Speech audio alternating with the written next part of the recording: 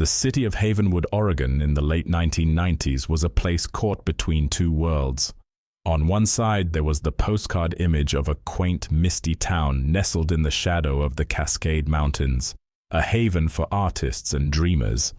On the other, there was the old Havenwood, a place of logging mills, forgotten superstitions, and dark, rain-soaked alleys where secrets could fester like rot in the damp earth.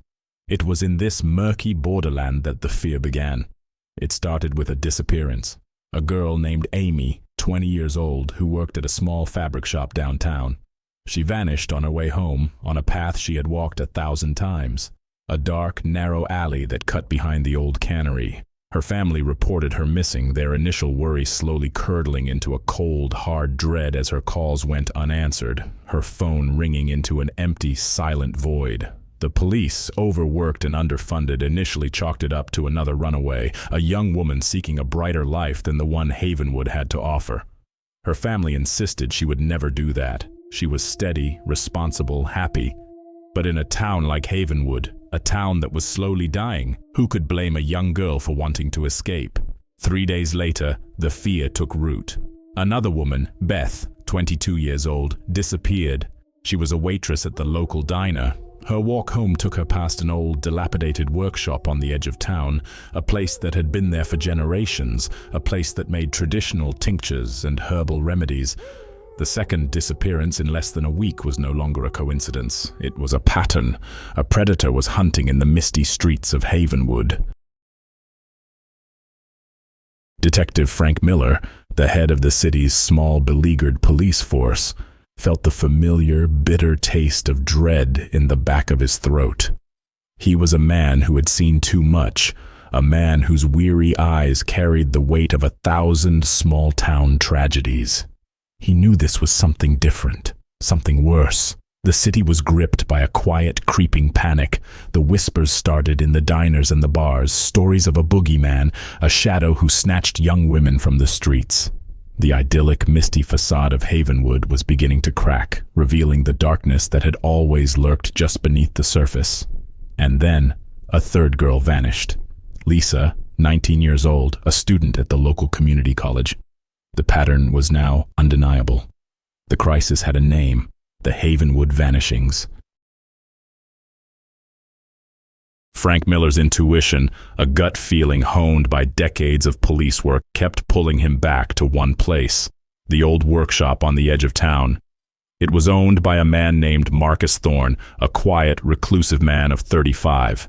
He had inherited the family business, a place that made traditional herbal essences and animal-based gelatin, remedies that were a holdover from a bygone era. There was nothing to connect him to the disappearances. He had a clean record. He was seen as a hard-working, if eccentric, member of the community. But there was something about him, something in his quiet, watchful eyes, that set off an alarm in Frank's mind. A small, seemingly insignificant detail emerged from an interview with one of Beth's co-workers. She remembered seeing a man lingering near the diner in the days before Beth disappeared, a man with strange hands. They were calloused, she said. But it was more than that. It was like they were always covered in a fine layer of black dust, like soot or smoke.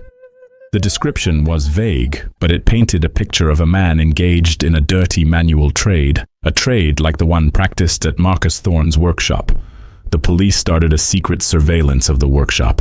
For days they saw nothing out of the ordinary, just the usual comings and goings of a small, struggling business. But then, in the dead of night, they saw it. Marcus Thorne, moving with a furtive, hurried energy, carried heavy burlap sacks from his workshop and loaded them into his truck. He drove to a deserted spot by the river that flowed through the edge of town and dumped the sacks into the dark, churning water. A few hours later, a thick black smoke began to pour from the workshop's chimney. The smoke carried a smell that was unlike anything the surveillance team had ever encountered. It was a foul, pungent odor, a sickening mix of roasted meat and harsh chemicals. It was a smell that seemed to defy nature, a smell, one of the deputies later wrote in his report, that was not of this world, as if it were the smell of a devil escaping from an earthly hell. A few days later, a local fisherman, casting his net in the river downstream from where Thorne had been seen, pulled up a torn burlap sack. Inside were ashes and small, brittle bone fragments. They didn't look quite like animal bones. A forensic analysis confirmed the police's worst fears. Some of the fragments were human, specifically from the small, delicate bones of a human hand or foot. They had been burned at an incredibly high temperature. Frank Miller now had enough for a warrant. He and his team descended on the workshop. The main area was chaotic, cluttered with the tools of Thorne's trade, but nothing seemed out of the ordinary. But Frank noticed that some areas, a patch of floor here, a section of wall there, seemed too clean, as if they had been recently, obsessively scrubbed. At the back of the workshop was a locked door. Thorne tried to dismiss it as a simple storage room, but the look of panic in his eyes betrayed him. Frank kicked the door in. The room was dark, musty. A thick layer of lime powder covered the floor, a desperate amateurish attempt to conceal an odor. But the smell was still there, a faint, foul undercurrent. In the dust on the floor, they found a few long black hairs. They didn't belong to Marcus Thorne. And then they found the button. A small flower-shaped white plastic button. It was identical to one on the jacket Amy, the first victim, had been wearing on the day she disappeared. It was the first concrete link between Marcus Thorne and one of the missing women. A deeper forensic search of the room later revealed tiny, almost invisible splatters of blood on the baseboards. DNA testing would confirm they belonged to Amy. The horror, however, was just beginning. Behind a false wall in the back of the storage room, they discovered a hidden passage. It led down a set of narrow stone steps into a damp, dark, secret basement. The smell that rose up from the darkness was a tangible thing, a physical assault on the senses, a stench of mold, chemicals, and old, settled death. The basement was a scene from a medieval torture chamber, a hell on earth. Iron chains and frayed ropes hung from the low ceiling. Strange rusted tools that looked like instruments of torture were scattered on a workbench. Large plastic containers filled with unknown chemicals were stacked against one wall, and in the center of the room was a large brick furnace. Its design was unique, unlike any normal furnace used for making animal gelatin. The inside was coated with a thick, dark, greasy residue that emitted that same horrifying smell of burnt meat and chemicals. Scattered around the basement like the discarded refuse of a monstrous feast were the personal belongings of women: a single high-heeled shoe, a broken silver chain, a handful of colorful hair clips, a torn piece of a floral print dress. It was a graveyard of lost lives.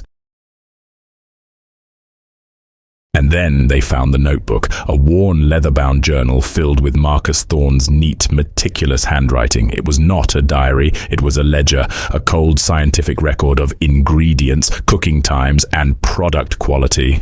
The language was chillingly metaphorical. Fresh ingredients are best, one entry read. The more they struggle, the better the essence.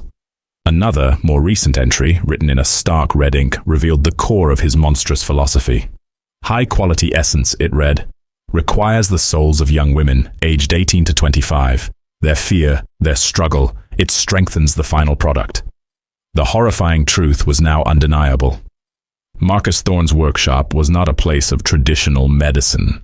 It was a human slaughterhouse. He was not making herbal remedies. He was making some kind of barbaric divine medicine from the bodies, the very souls of the young women he had abducted.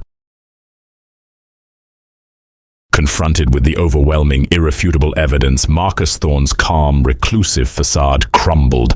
He confessed. He told them everything. He was obsessed, he said, with ancient esoteric legends of an elixir of life, a potion of immortality made from human essence. His motive was a twisted, narcissistic desire to create his own divine medicine, a substance he believed would give him physical power, would satisfy his sick, dark desires, would grant him a twisted form of immortality. He believed that by rendering down the bodies of his victims, he was absorbing their youth, their vitality. He described his method with a chilling, clinical detachment that showed a complete and terrifying lack of remorse. He would stalk young women in the dark, quiet alleys of Havenwood. He would abduct them using a combination of violence and chloroform. He would imprison them in the secret basement, sometimes for days. He would torture them physically and mentally, a process he believed was essential to purifying the essence. And then the final act, the furnace. Psychological experts who later evaluated him identified him as a malignant narcissist with a severe antisocial personality disorder. He had no empathy, no conscience. His crimes were driven by a need for absolute control, a control he exercised through a grotesque and sadistic form of sexual violence. He also confessed to a previous failed abduction attempt years earlier in another state.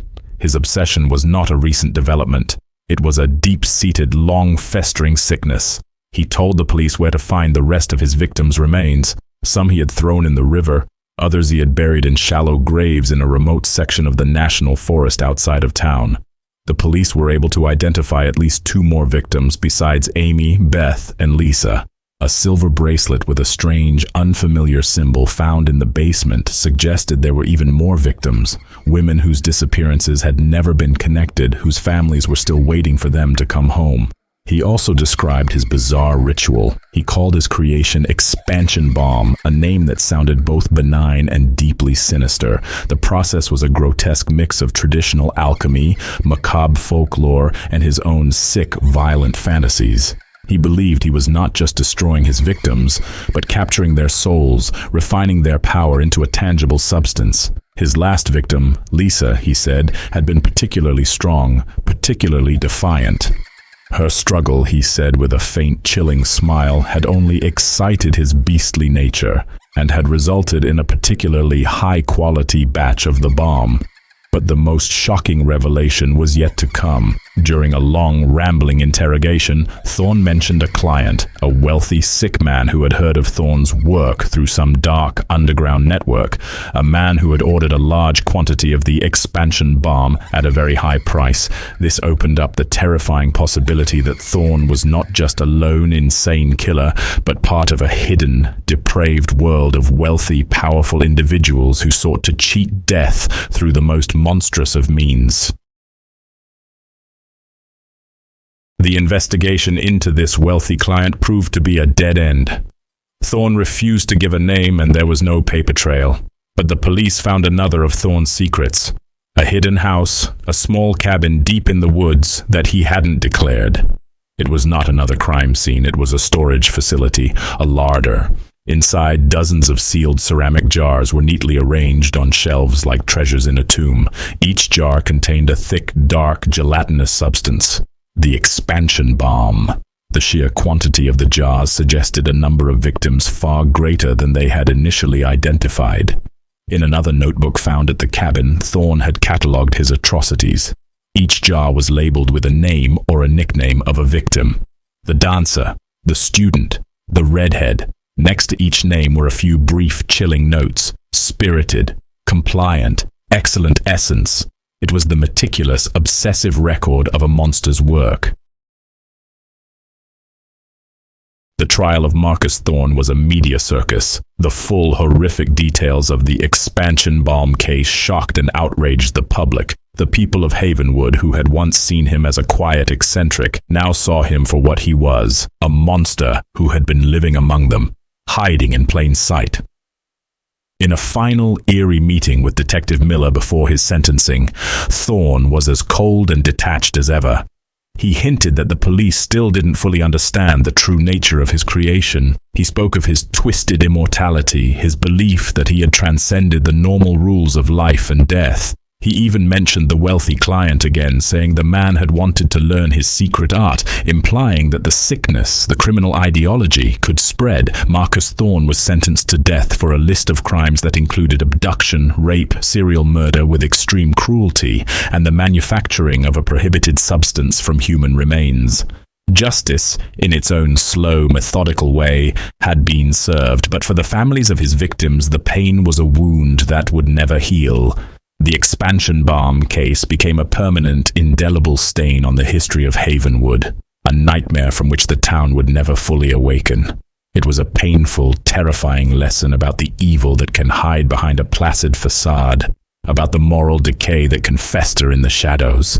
And the unresolved question of the wealthy client was a chilling reminder that sometimes the most terrifying monsters are not the ones who are caught, but the ones who are powerful enough, cunning enough to remain hidden in the darkness, forever out of the reach of justice.